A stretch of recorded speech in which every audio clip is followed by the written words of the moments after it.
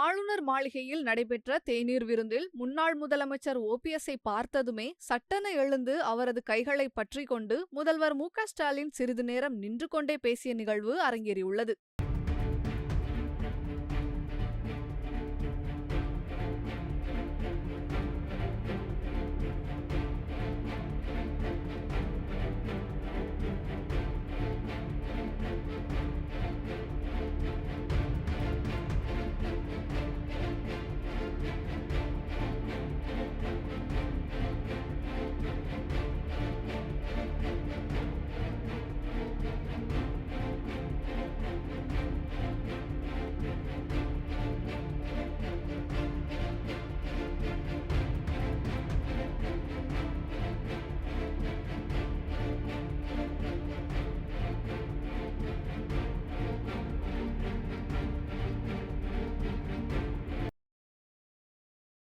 செய்திகளை உள்ளது உள்ளபடி தெரிந்து கொள்ள ரெஃப்ளெக்ட் நியூஸை சப்ஸ்கிரைப் பண்ணுங்க.